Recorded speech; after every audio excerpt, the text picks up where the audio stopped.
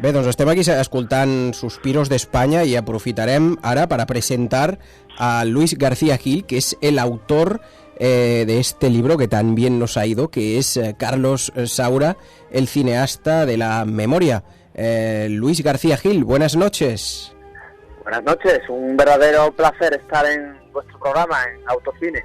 Estamos encantados y sobre todo agradecidos porque, bueno, comentaba con el compañero que ha sido un cierto ejercicio de exorcismo el enfrentarme a Saura ya de adulto y revisar películas que de pequeño, creo que fue en un domingo por la tarde, pues que pusieron toda su filmografía hasta mediados de los 80 y creo que no estaba preparado para verlas y realmente digamos que sufrí ciertos trastornos, ¿no? Sobre todo de la manera de ver a unos registros del que era el Tito simpático de España, que era José Luis López Vázquez.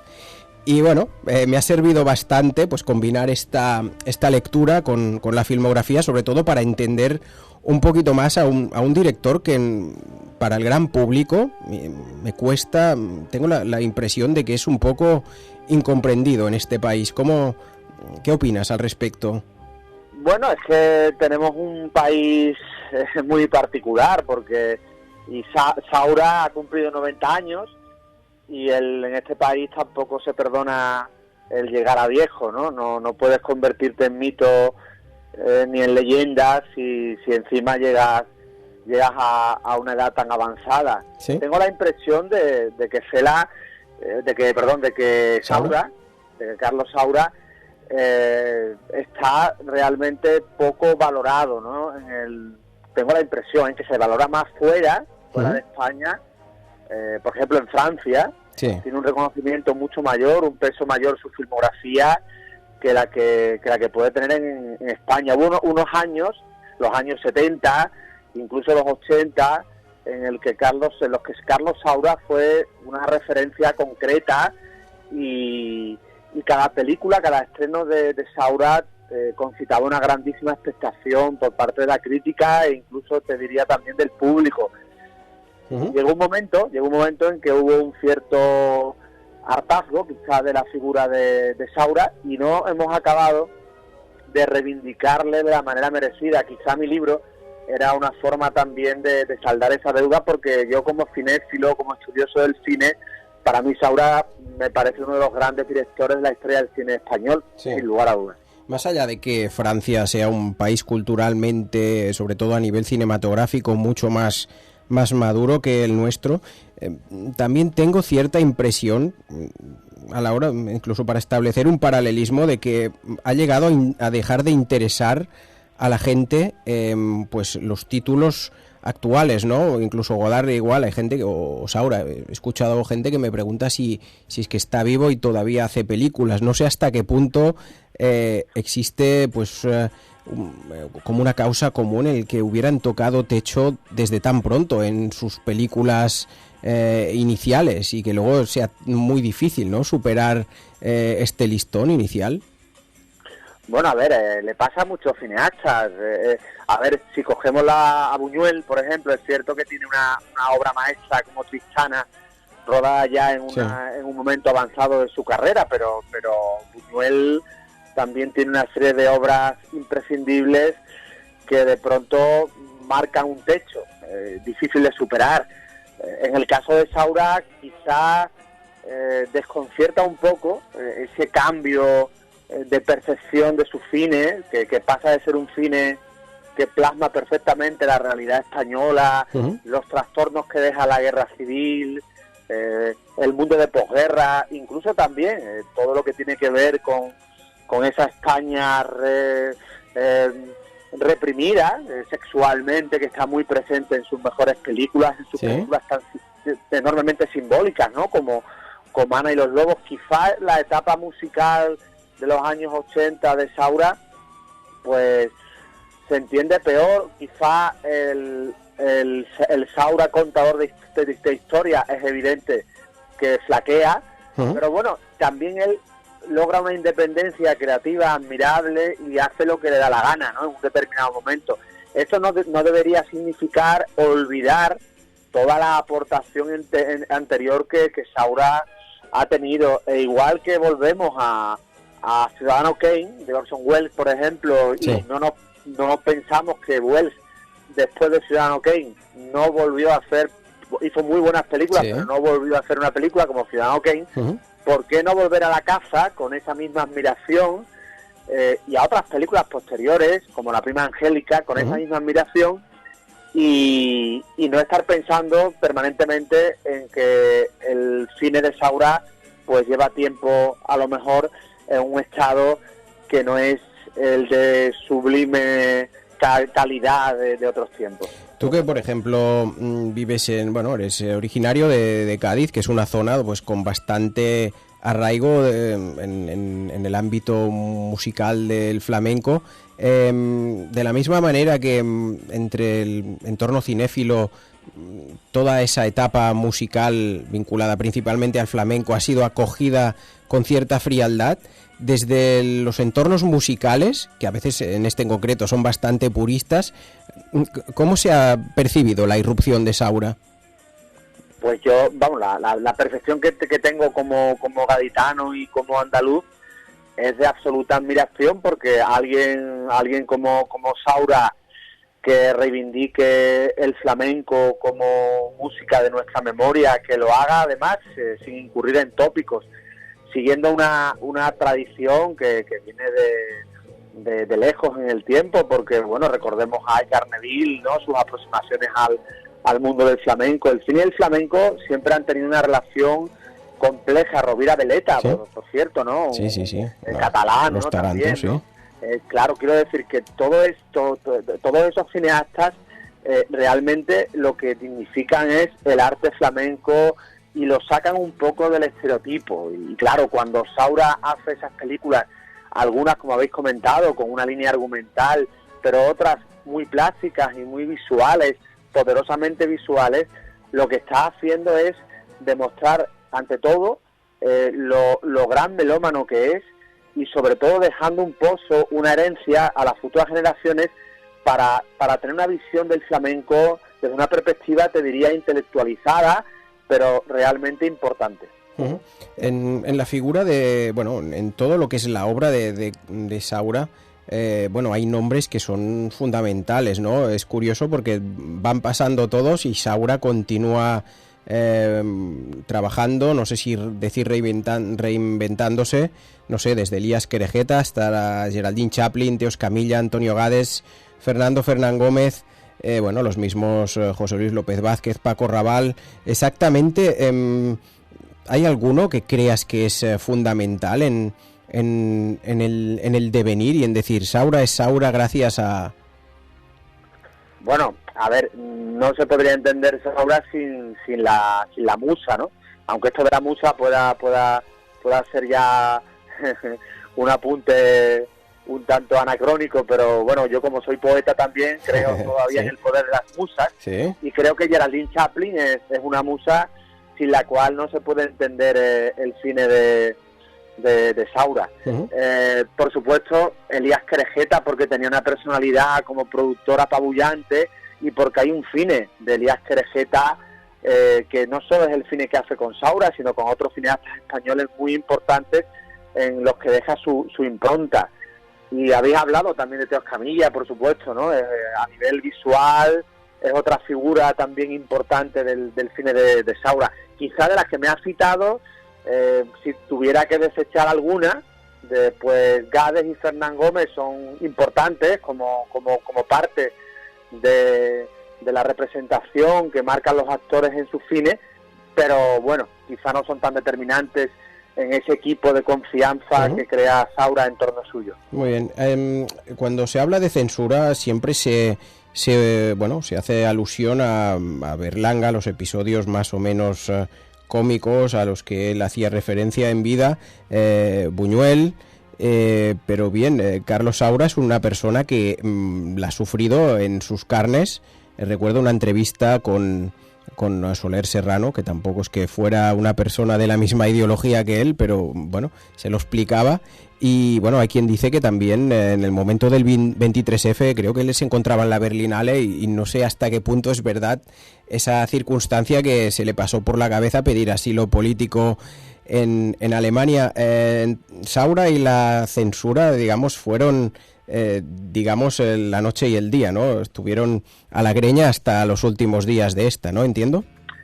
Bueno, sí, por supuesto que la censura afectó a sus cines, pero también el franquismo de los años 60, el franquismo del desarrollismo, era muy inteligente, muy táctico y muy estratega, y le convenía tener figuras como Saura que pudieran desarrollar un cine abiertamente crítico, pero que sobre todo tenía un impacto en Europa, ¿no? Eso al fin y al cabo, de manera...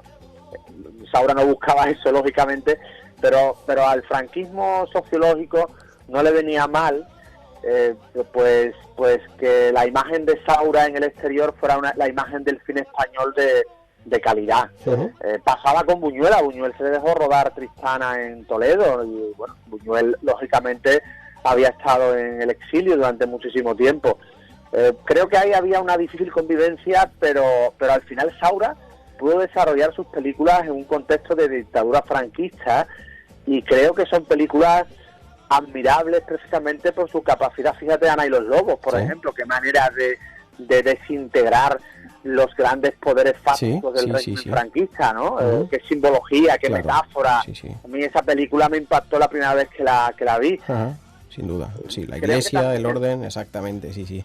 Claro, yo creo que Saura supo muy bien ser esa figura que el régimen, por un lado, lógicamente no afectaba, pero por otro lado era una figura que le convenía en cierta manera para limpiar su imagen, de decir, oye, que en España dejamos hacer a cineastas que son contrarios a nuestra ideología. Uh-huh.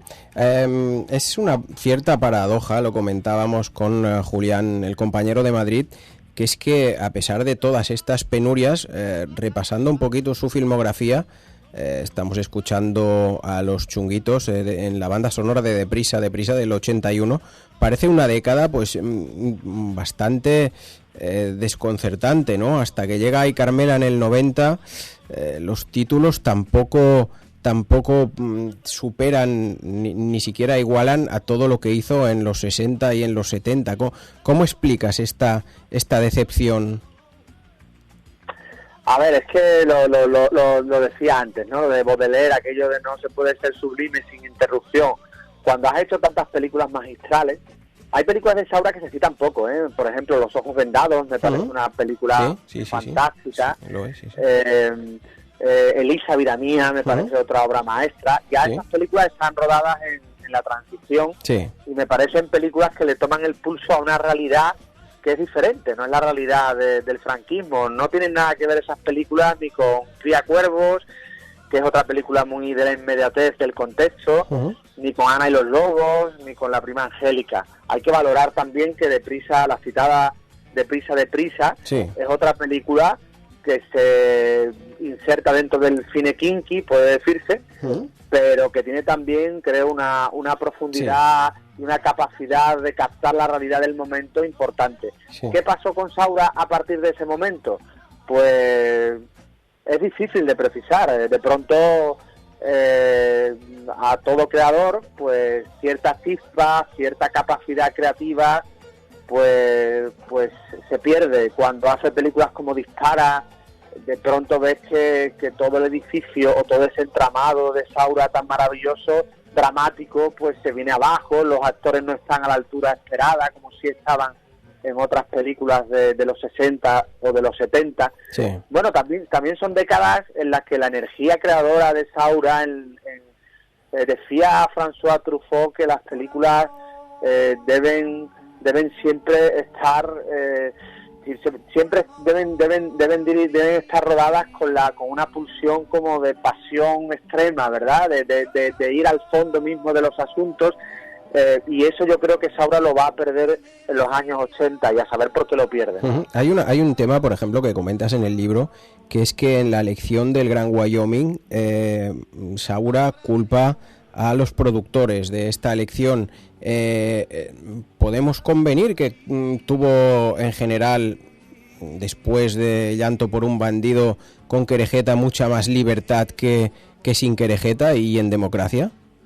Sin lugar a dudas, lo que decíamos también en una de las preguntas anteriores, Querejeta es un productor con una personalidad indiscutible que hizo mucho bien, se entendió perfectamente con Saura. Quizá en los años 80, en general, el gusto del público cambia bastante, territorios de la movida madrileña, Almodóvar se convierte en el nuevo genio del cine español, y el propio Almodóvar dijo hace poco tiempo, al hilo del estreno de su última película, Madres Paralelas, que no se había rodado en España ninguna gran película sobre la guerra civil. Me pareció un comentario tan absolutamente desafortunado, y teniendo en cuenta que Saura, creo que La Caza es una absoluta obra maestra, rotunda y creo que difícilmente igualable. Claro, al final Almodóvar representa otro tipo de gusto, otro tipo de público, otro tipo de estética. Exacto. Y quizás Saura ahí estuvo un poco perdido y no encontró esa brújula que todo creador tiene que tener. Es una respuesta interesante. La alusión a Almodóvar sí que coincidió yo con una generación, digamos, de directores coetáneos que pretendían marcar sobre todo distancias con la época del Destape y esta comedia española, así digamos, tirando a vulgar y trivial, o con el empacho de guerra civil, ¿no? Quiero decir, parecía como si... ¿Hasta qué punto crees que las nuevas generaciones de directores han denostado, ¿no?, en cierta manera, el legado, sobre todo optando por vías más gamberras o de acción, o por ejemplo pues de cine de género, ¿no?, denostado de Saura y de lo que ha representado durante muchos años? A ver, yo es que tengo sentimientos encontrados, ¿no? El cine español sobre la guerra civil, pues sí, hay muchas películas que tienen que ver con nuestra memoria, pero yo el cine de Saura no lo analizaría como un cine obsesionado por la guerra civil. No, en este sentido más sobre todo por la rareza de los contenidos, ¿no? Que a veces, o incluso ese exceso de intelectualismo que desde ámbitos más cercanos al cine de género pues se ha podido atribuir. Claro, no, la cultura audiovisual del españolito medio, pues bueno, a ver, sin ni mucho menos situarme en ningún terreno de pomposidad, pero yo creo que es bastante escasa, ¿no? Con el tiempo nos estamos dando cuenta que por ejemplo en los colegios el cine no deja de ser un pasatiempo, y ya ni eso, porque estamos invadidos por los Instagramers, por el TikTok, por una cultura audiovisual del momento, del instante, y figuras como Saura pues prácticamente no son conocidas por el público joven. En Francia esto no pasa con los grandes cineastas, porque continuamente son reivindicados y son estudiados y son acercados a las nuevas generaciones. Entonces es un problema más bien del público, más bien de la gente, que de lo que Saura puede significar. Un director que a mí siempre me ha interesado bastante, que es Fernando León de Aranoa. Recuerdo que cuando vi La Familia me recordó mucho a La Madriguera, no sé, percibí una cosa entre Berlanga y Saura, ¿no? Una cierta influencia. Exactamente, ¿tú percibes en creadores actuales la impronta del director ostense? Sí, más que La Madriguera yo diría Mamá cumple 100 años. También. ¿No? Más relación con esa película en concreto. También. En cualquier caso, por el tono, porque Mamá cumple 100 años es una película que se desborda un poco en el esperpento, ¿no? En la comedia, que no es un terreno que precisamente transitara mucho. Bueno, estamos hablando del 79, ¿no? Ya empezaba pues intuyo ya otro. Sí, es como una réplica a Ana y los Lobos, como Ana y los Lobos, sin drama, sin tragedia. Quitándole toda esa tragedia nos queda Mamá cumple 100 años. Fernando León es un tipo inteligente, una persona que se nota que ha visto mucho cine, escritor, también que escribe relatos, un tío que se ve, ¿no? Que tiene una cultura cinéfila y literaria importante, pero esto no suele ser habitual, lamentablemente, en las nuevas generaciones del cine español, ni en los actores ni en las actrices que de pronto llegan al cine muchas veces por causas azarosas y sin demasiada vocación. Es lo que yo percibo también en algún caso. Así es. Para terminar, nos gustaría recordar que que tú has dedicado libros a Jacques Brel, a Sabina Yupanqui, a Javier Ruibal, a nuestros queridos Aute, Serrat y Joan Isaac, de aquí del Baix Llobregat. Eres un creador bastante prolífico. Nos gustaría saber si tienes algo entre manos ahora mismo, si es que puedes explicarlo. Pues sí, tengo varios libros que tienen que salir en breve. Uno de ellos tiene que ver con una figura controvertida, como la de Rafael. Llevo algún tiempo estudiando y documentándome sobre Rafael. Va a ser un libro que no va a complacer a los fans, pero tampoco pretende ser un libro polémico, sino un poco analizar la trayectoria de Rafael durante tantísimos años, desde que se consagrara en el Teatro La Zarzuela de Madrid en 1965 hasta hoy.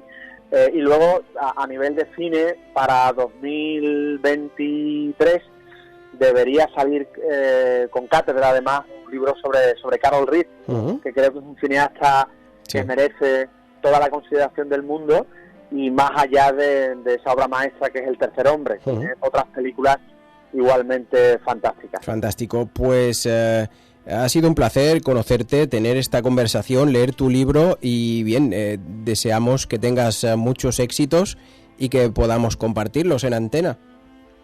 Muchas gracias a vosotros por vuestro interés, porque los libros de cine y sobre Saura además en concreto necesitan toda la difusión que sea posible para acercar a cualquier amante del séptimo arte a estos grandes directores. Sin duda, y que no se terminen de escribir nunca. Muchas gracias.